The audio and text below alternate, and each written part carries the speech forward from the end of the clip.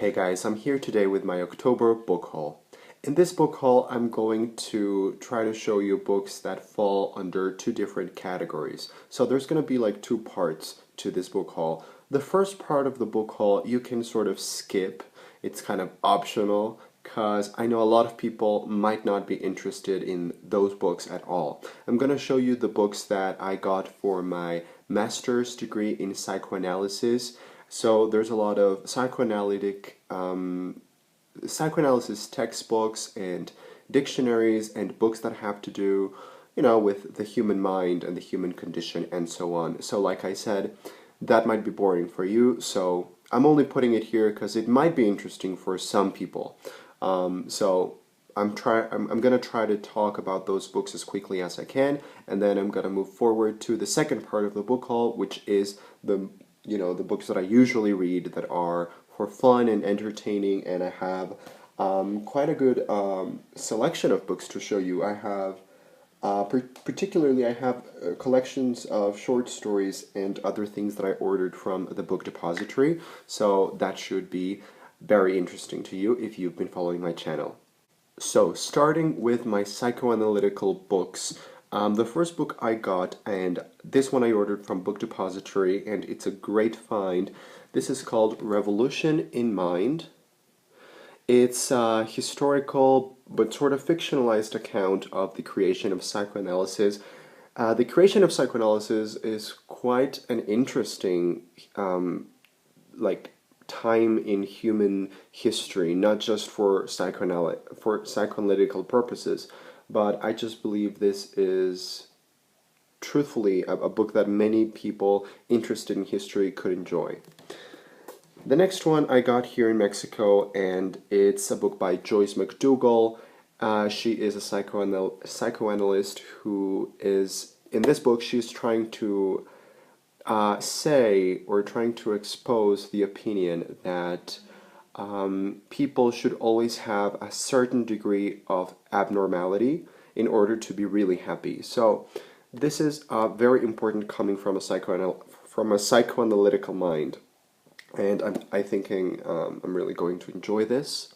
Then I have two books from one of my favorite psychoanalysts, and that is Wilfred Bion, and this is Elements of Psychoanalysis, and the other one is, well, this is in Spanish. It's called La Tabla y la Cesura. I honestly have no idea what the title is in English. Then I have a dictionary of psychoanalysis according to Melanie Klein's views. Then I have two books that were published by the Institute of Psychoanalysis, in which I am currently studying, and the first one is called The Perspectives of Psychoanalysis, and the second one is The Mind, The Developing Mind, and these are written by different psychoanalysts that have trained in the institute that I'm training in. Then I have a huge chunky volume, which is the Psychodynamic Diagnostic Manual. This is like the manual for sort of, not diagnosing really, but understanding, for better understanding the different personalities and different levels of personality organization. And then I have The Ego and Its Defense Mechanisms by Anna Freud. Then I have a little like summarized account of Freud's most important viewpoints. Then I have conferences, clinical conferences with Melanie Klein and Wilfred Bion. And finally, I have a dictionary of Freudian psychoanalysis, and this is really helpful for everyone that is studying psychoanalysis. Alright, so that part of the book haul is over. Now I'm going to actually talk about the books that most of you are interested in. And these are, like I said, most of them I got from Book Depository. Some of them I got here in Mexico. Some of them are in Spanish. Most of them are in English. I have quite a lot of short stories. But yeah, let's get started. The first one I got from Book Depository, and it's Tender Morsels by Margot Lanigan.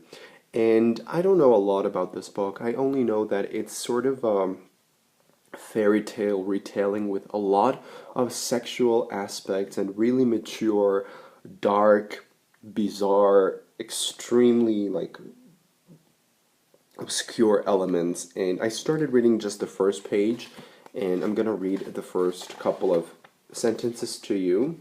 It says, prologue. There are plenty would call her a slut for it. Me, I was just glad she had shown me. Now I could get this embarrassment off me. Now I knew what to do when it stuck out its steam one-eyed head. So just from that opening line, you sort of get the tone that this is going to be a really dark book, and it's a fairy tale with a twist, so I'm desperately in love with this. I really want to read it.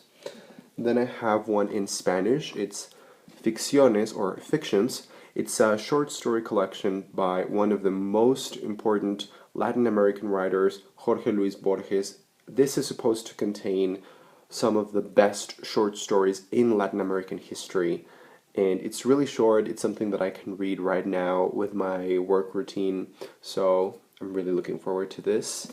Then I have The Stranger, I think, by Albert Camus. I think it's The Stranger in English. I'm honestly not very sure, but this is a book that I will be reading in the next couple of weeks on my literature class, which I'm taking as part of my master's. Then I got a book that I really want to pick up right now, but I can't. But I really want to pick it up as soon as I can, and it's New World Fairy Tales by Cassandra Parkin. This is a collection of short stories. Like the title says, it's like a sort of like old fairy tale themes, but with a twist. So again, we have fairy tale retellings. So this is supposed to be really big on BookTube right now, and I want to read it now. Sort of following the same lines is The Rental Heart by Kirsty Logan. I haven't read any Kirsty Logan before. I do have the Grace Keepers, but I haven't read it. And I'm thinking I want to start with this one first, because it's I always think that short stories are the best way to get to know an author and really try out the voice of that author and how he or she works with language and with themes and everything. So I'm really looking forward to this one.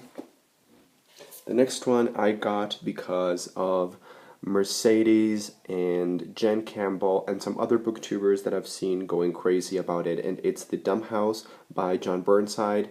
I don't really know what to expect from this book, but I know I'm going to love it. Then I have another one that I ordered from Book Depository, and I've been waiting for this book forever, and it's Kissing the Witch by Emma Donoghue. This is another sort of fairy tale retelling. I just started skimming through it, and honestly, everything feels so dreamlike and so different, and it's so beautiful.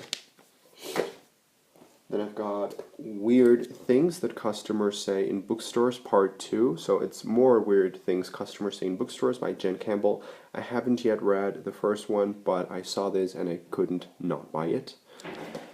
Last but not least, I've got Martian Chronicles by Ray Bradbury.